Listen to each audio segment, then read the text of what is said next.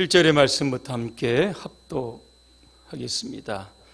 만물의 마지막이 가까이 왔으니 그러므로 너희는 정신을 차리고 근신하여 기도하라. 무엇보다도 뜨겁게 서로 사랑할지니 사랑은 허다한 죄를 덮느니라. 서로 대접하기를 원망 없이 하고 각각 은사를 받은 대로 하나님의 여러 가지 은혜를 맡은 선한 청지기 같이 서로 봉사하라. 만일 누가 말하려면 하나님의 말씀을 하는 것 같이 하고 누가 봉사하려면 하나님이 공급하시는 힘으로 하는 것 같이 하라. 이는 범사에 예수 그리스도로 말미암아 하나님이 영광을 받으시게 하려 함이니 그에게 영광과 권능이 세세에 무궁하도록 있느니라. 아멘. 선한 청지기가 됩시다는 주제로 말씀을 드리겠습니다. 오늘 본문이 기록된 시기는 AD 63년입니다. 네로 황제에 의해서 기독교가 핍박받는 시기입니다. 특별히 로마의 대참사의 원인을 기독교인에게 돌립니다. 그리고 기독교를 잔멸하는 그러한 시기입니다.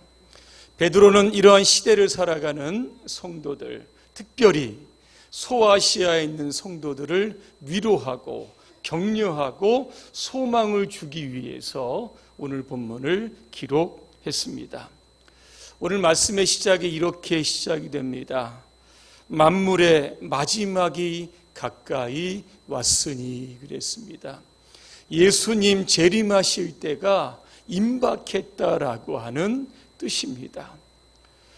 다시 오실 주님을 우리가 기다리면서 이 땅에 어떻게 살아야 할 것인가? 선한 청지기로 살아야 되는 겁니다. 청지기라고 하는 원어의 의미를 보니까 오이코노모스라고 되어 있습니다. 이 뜻은 주인의 위탁을 받아 주인의 집이나 재산을 관리하는 사람을 의미합니다. 오늘 저와 여러분들은 하나님의 은혜를 받은 선한 청지기로 부르심을 받으신 줄 믿으시기를 바랍니다. 선한 청지기, 어떻게 이 사역을 펼쳐나갈 수 있을까? 오늘 세 가지로 우리 가운데 말씀하고 있습니다. 첫째로, 선한 청지기는 기도하는 청지기입니다. 오늘 7절입니다. 베드로 사도는 이런 권면을 합니다. 너희는 정신을 차리고 근신하여 기도하라 그랬습니다. 이 권면은 베드로의 머리에서 나온 것이 아니라 삶의 체험에서 나온 권면입니다. 정신을 차려라. 어떤 뜻입니까? 깨어서 기도하라고 하는 뜻이 담겨져 있습니다. 왜 우리가 그냥 기도하면 되는데 깨어 기도할 것인가? 이유는 두 가지입니다. 첫째는 깨어 기도한다라고 하는 것은 우리가 영적으로 하나님의 뜻을 분별한다라고 하는 겁니다. 또 한 가지, 깨어 기도한다라고 하는 것은 하나님의 뜻을 분별했다라고 하면 깨어 기도할 때 그 뜻을 이룰 수 있다라고 하는 뜻이 담겨져 있습니다. 예수님은 죄로 인하여 죽어가는 인류를 위하여 십자가를 지셔야 했습니다. 십자가는 고통입니다. 아픔입니다. 죽음입니다. 예수님은 그 십자가를 볼 때마다 너무 고민이 되셔서 이런 기도를 하십니다. 마태복음 26장 39절입니다. 내 아버지여, 만일 할만하시거든 이 잔을 내게서 지나가게 하옵소서 그랬습니다. 예수님도 이 십자가를 좀 회피했으면 좋겠습니다. 안 지면 좋겠습니다. 그러나 하나님의 뜻은 십자가를 지는 겁니다. 이 뜻을 놓고 오늘 예수님은 이렇게 기도하십니다. 누가복음 22장 44절입니다. 예수께서 힘쓰고 애써 더욱 간절히 기도하시니 땀이 땅에 떨어지는 핏방울같이 되더라 그랬습니다. 그리고 제자들을 향해서 이렇게 말씀하십니다. 너희는 여기 머물러 나와 함께 깨어 있으라 그랬습니다. 깨어 있으라고 하는 것은 기도하라고 하는 겁니다. 그런데 예수님께서 기도하시고 제자들에게 가보니까 제자들이 잠이 들었습니다. 그들을 향해 이렇게 말씀하십니다. 너희가 깨어 1시간도 나와 함께 있을 수 없더냐. 시험에 들지 않게 깨어 기도하라. 그렇게 말씀합니다. 겟세마네 동산에서 주님과 함께 깨어있지 못한 베드로 어떻게 되었을까? 예수님께서 로마 군인들에 의하여 체포되실 때 그는 도망을 갑니다.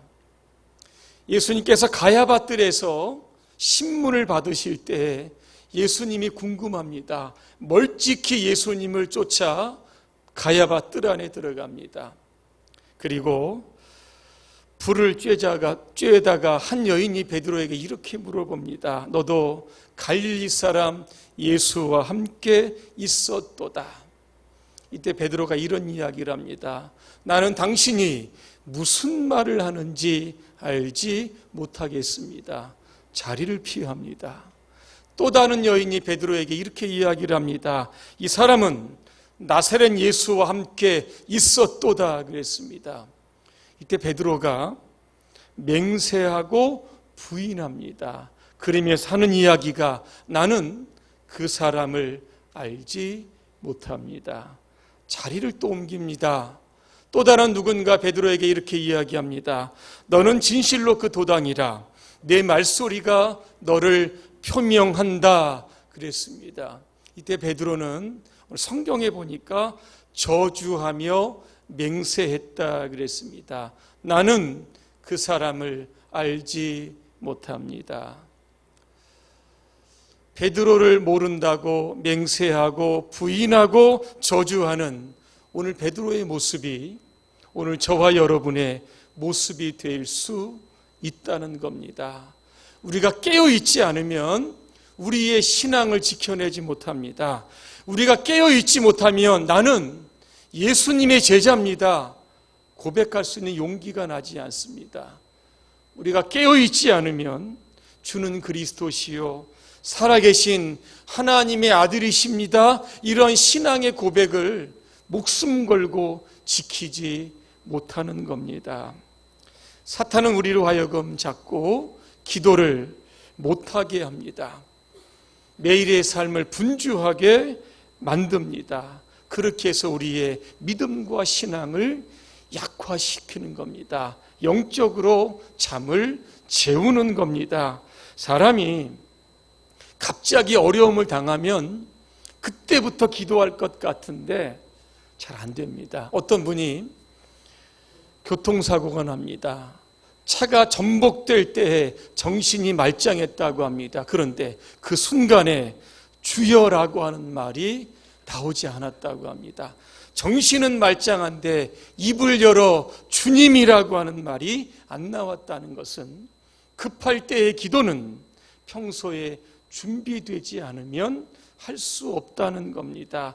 그래서 우리는 평안할 때도 기도하고 위태로울 때도 기도하고 새벽에도 기도하고 저녁에도 기도해야 하는 겁니다. 사무엘처럼 기도하기를 쉬는 죄를 범하지 말아야 합니다.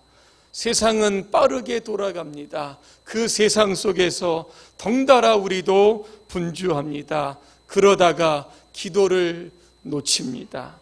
기도를 놓치면 믿음도 놓치고 신앙도 놓치고 주님도 놓치게 되는 겁니다. 오늘 우리 봉산의 교우들은 가정과 교회와 나라와 민족을 위하여 깨어 기도하는 선한 청지기가 되시기를 주님의 이름으로 축원합니다. 두 번째입니다. 선한 청지기는 뜨겁게 사랑해야 합니다. 오늘 8절입니다. 무엇보다도 뜨겁게 서로 사랑할지니 사랑은 허다한 죄를 덮느니라 그랬습니다. 이 뜨겁게 사랑한다, 예전 성경에 보니까 열심으로 사랑한다, 이런 뜻으로 되어 있습니다. 열심히 사랑한다, 어떤 뜻일까? 경주자가 운동장에서 다름박질할 때 목표점을 향하여 발을 한 발짝 한 발짝 앞으로 더 내딛는 이 적극적인 열정적인 이런 것들을 가리켜서 열심히 사랑한다라고 하는 겁니다. 열심히 사랑한다라고 하는 것은 기다리지 않고 먼저 적극적으로 다가가는 사랑입니다. 수동적인 사랑이 아니라 능동적인 사랑인 겁니다. 여러분, 열심히 사랑하면 어떤 일이 나게 될 것인가? 허다한 죄를 덮는다 그랬습니다.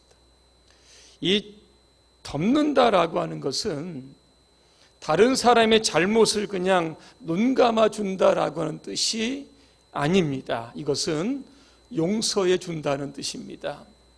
우리의 죄가 예수님의 보혈로 덮여지는 겁니다. 이게 바로 용서입니다. 덮여지면 그 안에 있는 것이 보이지 않습니다. 이게 바로 사랑입니다. 그런데 이 덮는다는 말에 반대되는 것은 들추어낸다는 겁니다. 자, 우리가 사랑을 잃어버리는 순간 상대방을 향해 무엇이 시작이 됩니까? 허물을 자꾸 들추어냅니다. 안 좋은 것들을 자꾸 끄집어내어서 수군거리고 비방하는 겁니다. 그렇게 되면 교회 공동체가 상처와 비난의 악순환이 되고 마는 겁니다. 창세기 9장에 보니까 노아가 나옵니다. 노아가 포도 농사를 짓고 난 이후에 포도주를 마십니다. 취합니다. 벌거벗은 채로 장막에 누워 아마 잠이 들었던 것 같습니다. 함이 아버지의 모습을 보고 밖으로 뛰어나가 형과 아우에게 말합니다. 이때 셈과 야벳이 아버지가 계신 장막으로 들어가는데 그때 모습이 어떠냐면 겉옷을 집어 어깨에 걸치고 뒷걸음으로 들어가 아버지의 벗은 몸을 덮어드렸다 그랬습니다. 그 뒷구절에 보니까 그들은 얼굴을 돌린 채 아버지의 벗은 몸을 보지 않았다, 그렇게 되어 있습니다. 사랑이 바로 이겁니다. 허물을 보지 않고 덮는 겁니다. 모세가 구스 여인을 아내로 맞이합니다. 그때 모세의 누이였던 미리암이 공개적으로 비난을 합니다. 그때 하나님은 미리암에게 나병이라고 하는 병이 걸리게 하는 겁니다. 여러분, 용서하지 못하고 품어주지 못하고 덮어주지 못하고 끝없이 들추어내면 하나님이 우리를 징계하시는 겁니다. 고린도전서 13장 13절의 말씀 아마 외우실 겁니다. 뭔지 아시죠? 믿음, 소망, 사랑, 이 세 가지는 항상 있을 것인데 그 중에 제일은 뭡니까? 사랑입니다. 왜 사랑이 제일일까? 그 답을 저는 갈라디아서 5장 14절과 15절에서 찾아보았습니다. 제가 한번 읽어드립니다. 온 율법은 내 이웃 사랑하기를 내 몸과 같이 하라 하신 한 말씀에 이루었나니 15절입니다. 만일 서로 물고 먹으면 피차 멸망할까 조심하라 그랬습니다. 교회에 사랑이 없으면 갈등이 생깁니다. 서로를 볼 때마다 불편합니다. 그때부터 내 편과 내 편을 나누기를 시작을 합니다. 이것은 바로 사탄이 하는 일입니다. 사탄은 모든 것들을 할 수 있지만 하지 못하는 것이 바로 사랑이라고 합니다. 그 성도가 사랑하면 어떻게 하든지 그거를 분열을 시키고 해코지를 하는 겁니다. 그러나 성령은 일치의 영입니다. 연합의 영입니다. 교회 안에는 네 편, 내 편이 없습니다. 다 예수님의 편입니다. 그래서 사랑하면 교회가 부흥하지만 사랑을 잃어버리는 순간 교회는 망하게 되는 겁니다. 헤르만 헤세는 이런 이야기를 합니다. 사랑하는 것은 사랑받는 것보다 더 행복하고 아름답다. 에릭 프롬은 건강한 사회라고 하는 책에서 이런 이야기를 합니다. 건강한 사회란 건강한 정신에서 나오는데 건강한 정신은 사랑할 수 있는 능력이다 그랬습니다. 여러분, 사랑의 청지기가 되시기를 바랍니다. 사랑하시되 뜨겁게 사랑하시기를 바랍니다.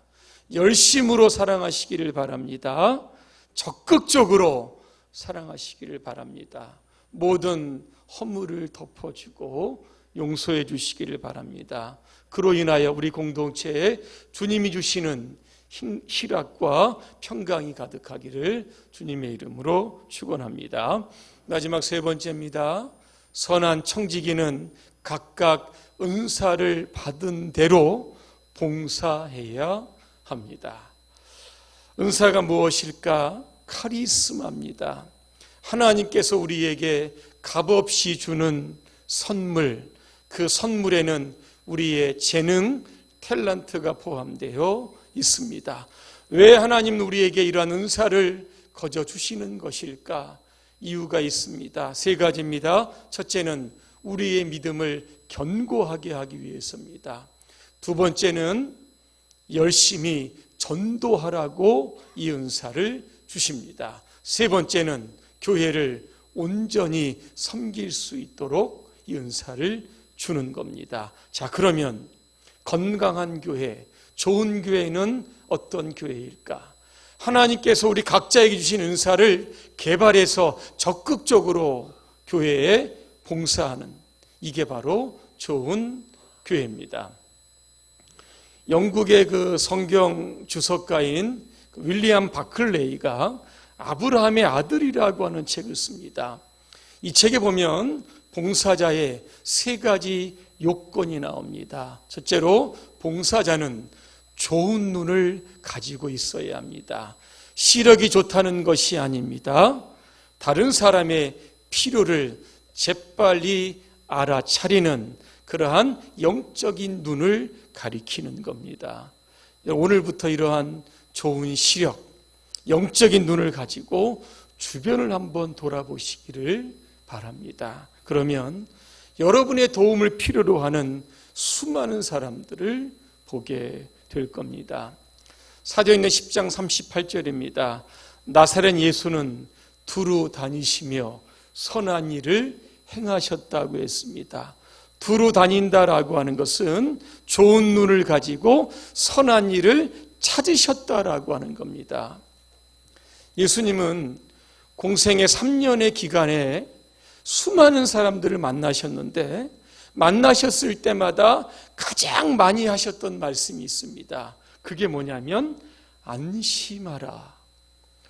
한번 찾아보시길 바랍니다. 이 말씀을 너무나 많이 하십니다. 몇 가지 예를 들면 사도행전 27장 22절입니다. 이제는 안심하라. 너희 중 아무도 생명에는 아무런 손상이 없겠고 오직 배뿐이리라.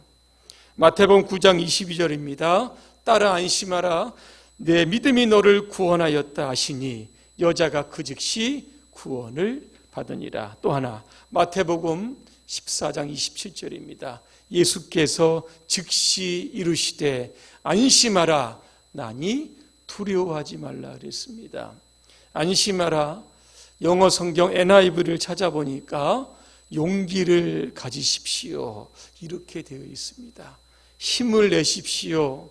정신을 좀 차리십시오. 이렇게 됩니다. 여러분, 좋은 눈을 가지고 주변에 여러분의 도움을 필요로 하는 자를 여러분 찾으시기를 바랍니다.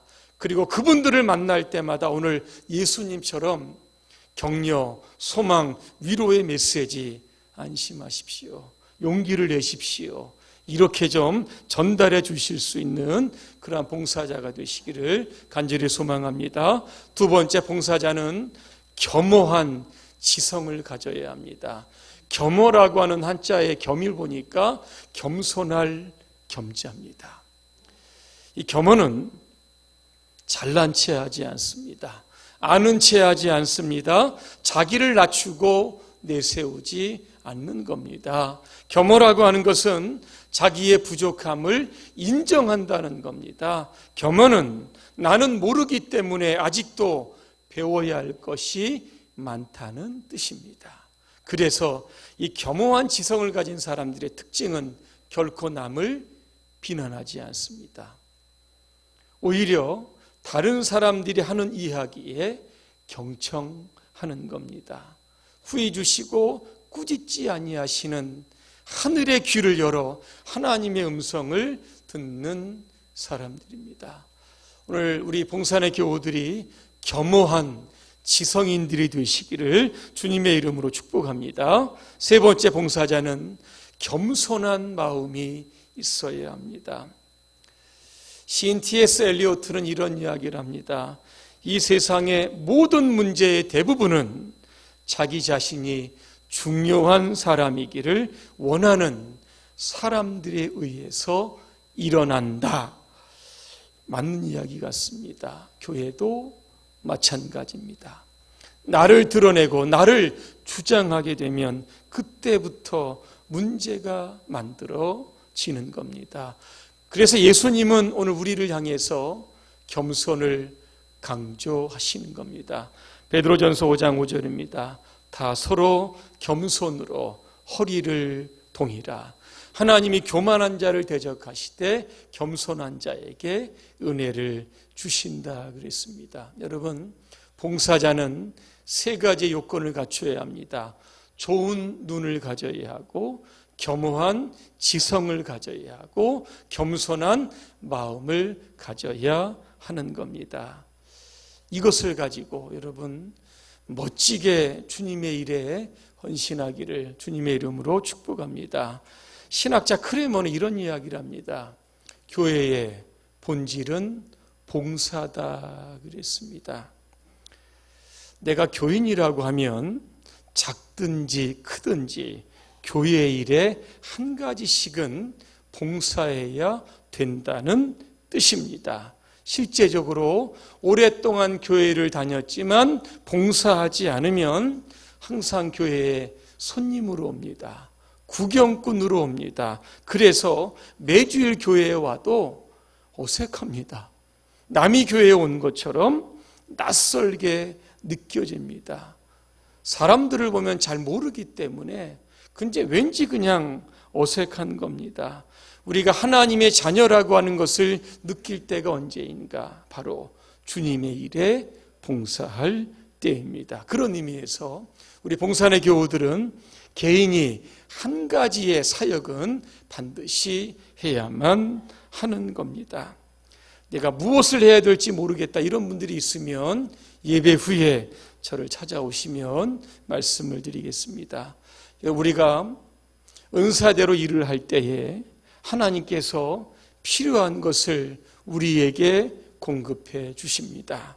11절에 보니까 누가 봉사하려면 하나님이 공급하시는 힘으로 하는 것 같이 하라 그랬습니다. 여러분, 봉사하려고 하면 건강해야 합니다. 그런데 건강은 누가 주실까?